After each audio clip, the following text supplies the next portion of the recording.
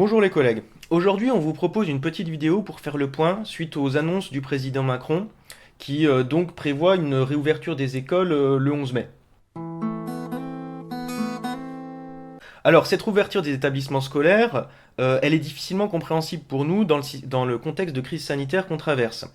On nous a dit qu'il fallait rouvrir les établissements scolaires pour limiter le creusement des inégalités. Mais enfin, c'est quand même énorme de la part de ce gouvernement qui a supprimé l'ISF, qui a supprimé un certain nombre de droits pour les chômeurs, qui a voulu mettre en place, rappelons-nous quand même, une réforme des retraites qui prévoyait la paupérisation de toute une catégorie de personnes âgées. Donc aujourd'hui, c'est ce même gouvernement, celui qui est dirigé par Macron, celui qui nous disait qu'on mettait un pognon de dingue, rappelez-vous, dans les minima sociaux. Moi, je fais un constat qui est de dire tout le système social. On met trop de pognon, on déresponsabilise et on est dans le curatif. C'est ce gouvernement-là qui vient nous expliquer qu'il est très préoccupé par le creusement des inégalités. Donc ça, on n'y croit pas. Nous, ce qu'on pense, c'est que si le gouvernement veut provoquer la reprise des établissements scolaires, c'est surtout pour des impératifs économiques. On a vu que 3 jours avant, dès le 10 avril, 3 jours avant les déclarations de Macron, il y avait déjà le MEDEF qui se répandait partout dans les médias en disant qu'il fallait reprendre. Voilà. Donc en fait, on voit que ici, on a vraiment une volonté économique. D'ailleurs, il n'y a aucune logique sanitaire. On nous dit que les restaurants, les cafés, les bars, les théâtres vont être fermés, qu'on va ouvrir à côté de ça les écoles primaires, les collèges, les restaurants scolaires, les cantines. Avec bien sûr tout ce que ça implique de contact et puis de difficulté à faire respecter des gestes barrières pour des élèves qui sont parfois très jeunes, et donc il n'y a aucune logique de santé publique. S'il y a une logique, c'est une logique économique.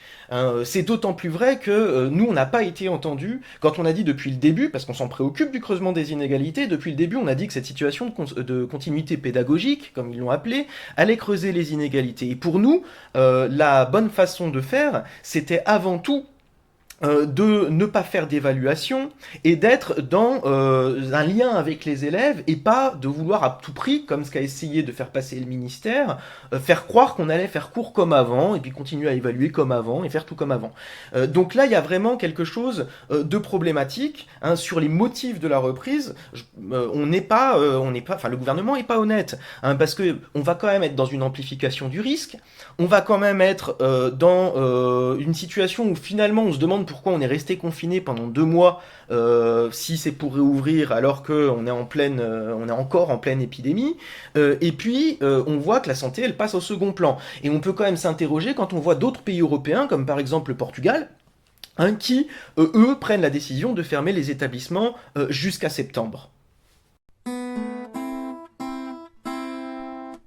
Alors, nonobstant la question des motivations du gouvernement pour réouvrir les établissements scolaires, nous, à Sud Éducation, on pense que de toute façon, il y a des préalables. Et là, on est encore en pleine situation d'épidémie, donc si on voulait réouvrir les établissements, il y aurait des préalables. Alors, ces préalables, on les a formulés dans un communiqué, publié dès lundi soir, dès lundi 13, par la Fédération Sud Éducation. Alors ils sont de plusieurs ordres, c'est que déjà il faudrait être en capacité de mettre en place des dépistages systématiques et réguliers des personnels et puis des élèves, de mettre en place un plan de suivi sanitaire, c'est-à-dire la présence poursuivre les personnels d'une médecine de prévention, poursuivre les élèves d'une médecine scolaire aussi suffisamment efficace et nombreuse et bien dotée. Ce serait également de mettre à disposition de tous, personnel comme élèves, des moyens de protection, donc des masques, des gels désinfectants, et puis aussi de permettre une désinfection régulière et systématique des locaux. Et puis également, il faudrait qu'il y ait des moyens supplémentaires, puisqu'on ne voit pas comment on va respecter une distanciation sanitaire ou sociale dans les établissements quand on est dans une salle de 25 mètres carrés avec 30 élèves. Ça, c'est pas possible. Alors d'autant plus que ces garanties, hein, pour reprendre, hein, qui sont demandées par Sud Éducation, c'est pas simplement une lubie de notre part, hein, puisque le CHSCT ministériel, qui s'est réuni le 3 avril, demandait également au ministère, hein, de mettre en place une procédure de dépistage systématique avant la reprise des cours. Ce qui paraît quand même logique. Alors là, en fait, bon, bah, il faut pas se mentir, hein, on sait très bien comment ça va se passer. Le dépistage systématique, bah, on va pas l'avoir, puisque de toute façon, Macron a lui-même annoncé, hein, dans son allocution qu'on ne dépisterait que les personnes qui présentent des symptômes. Bon, alors ce qui pose tout un problème, hein, puisque il y a les personnes qui sont asymptomatiques, hein, que ce soit des élèves ou des adultes d'ailleurs.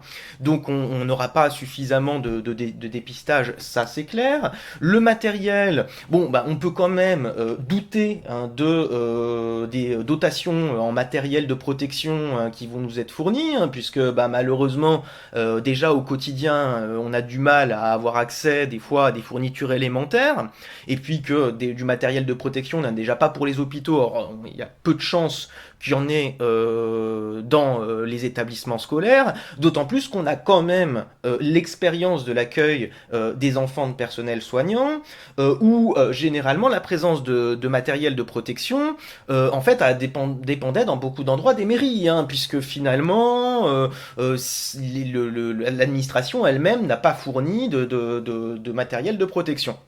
Donc, on a ces problèmes-là.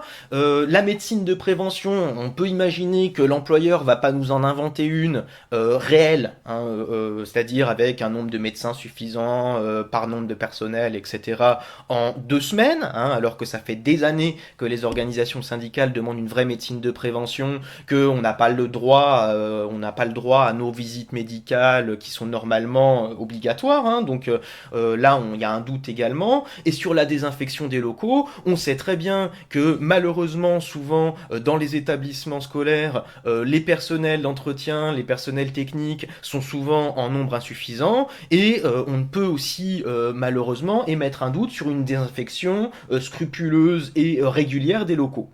Alors si les choses étaient maintenues en état, hein, si malgré en fait tous ces problèmes et toutes ces problématiques, le gouvernement refusait, ce qui est probable, de faire machine arrière et de se rendre compte qu'en fait sa décision, ça risque d'être un désastre sanitaire, à Sud Éducation, on est très clair. C'est-à-dire qu'on appellera les personnels à exercer leur droit de retrait, puisque on n'a pas à se mettre en danger dans une situation de travail. Et donc dans ce cas-là, on peut exercer le droit de retrait.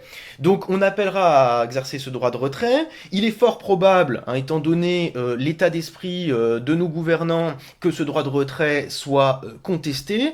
Et ben qu'à cela ne tienne, hein, nous on défendra l'option du droit de retrait en justice. On fera comme l'ont fait les syndicats, par exemple Sud PTT pour la Poste, ou le syndicat Sud Commerce qui a réussi à faire condamner Amazon, hein, sur l'insuffisance des mesures de protection à destination des salariés, et on mènera la bataille juridique. Et, parallèlement à ça, on va également déposer un préavis de grève, hein, pour que de toute façon il y ait toutes les garanties pour que les collègues n'aient pas à aller s'exposer si on ne leur fournit pas les protections nécessaires et si les garanties nécessaires sont pas fournies. Parce qu'il n'y a pas de raison pour nous que les personnels, et les usagers aussi d'ailleurs, et leurs familles, hein, subissent les choix économiques, hein, et payent par leur santé les choix économiques d'un gouvernement, hein, qui fait passer, on l'a vu, hein, les intérêts du MEDEF avant les intérêts des salariés et des travailleurs. Et donc, pour nous, hein, il va falloir être dans la résistance collective. Il n'y a que comme ça qu'on pourra se protéger tous ensemble et puis éviter de se mettre en danger.